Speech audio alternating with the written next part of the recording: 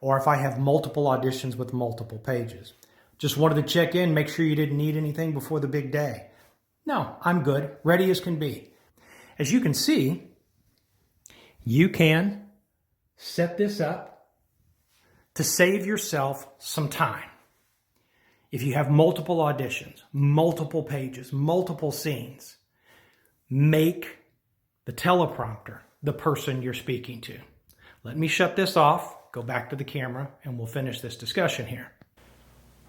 I'm not trying to cheat. I'm not trying to avoid memorizing. Casting directors know you can memorize. In the old days, you would hold the pages. They would tell you, hold the pages. There are some casting directors today that say, don't hold the pages, you need to come in memorized. Okay. If you have nerves, they get to you, and you go up, you have to be able to glance down to get this. You don't want that awkward moment of, hold your pages if you go in person. I fold them to where they're nice and small, or I'll minimize them on another page to where they're nice and small, they don't become a distraction. But if you're fortunate enough that you get 5 or 6, 10 auditions in a week, and it happens, or you have multiple auditions that have multiple pages, it can be tough to get all that memorized.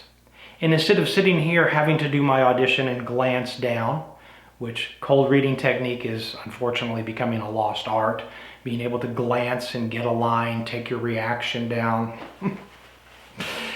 pick up your line and come back, something so that you're not just going,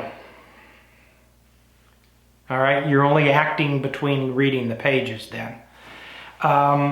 This helps. If you have multiple people that you're speaking to as the actor, make the iPad the person that you're speaking to the most. I would put that person, say camera right, my left, and then the other person that I'm going to speak to, I might glance over, say the line, and then come back to this person. The trick is to put the iPad 3, 4, 5 feet behind your camera. Because if it's right here, I'm literally going to be doing this or you're going to see my eyes moving. If it's far enough back, you'll be able to read the whole page without moving your eyes. It's just a little something to save yourself time. Camera, tripod, microphone, laptops, monitors, lights. Let's go to the lights now. I just want to show you what I got. Doesn't mean you have to do it. Soft boxes on stands work great, but I'm going to show you what I got. I don't know, maybe because I'm proud of it, who knows? But they work for me. Okay. This laptop is setting up on top of a nice tripod stand. This will come up to almost 6 foot in height. The reason I like this is because when you're doing an audition, we all know that sometimes when you're seated, it tends to suck and drain the energy. If the audition calls for you being seated, you feel more comfortable being seated, by all means, be seated. Great news. This drops down. Okay, as you can see, I have mounted my lights to the wall. I think you can see me here. I've turned this one on so it doesn't reflect into the camera. What I like about this is that it gives me back my floor space. I also like the fact that I can, when I'm in a seated position, I can lower it. This here will also, you can adjust it left or right, but this goes up or down, and it goes out of the way. Put it a little lower than I did, because I have to get on my tiptoes to get it all the way up out of the way. And it will go even further than that. But it gives me back my floor space. And it adjusts up and down for seated, for standing, without having to sit there and undo and drop and pull up. And it's very simple to use. The other thing I like about it is if I need to be closer to the camera or further away from the camera, it also comes forward and backward. And again, that part will swivel in front. You don't have to get these, folks. Regular soft boxes on a stand will work just great.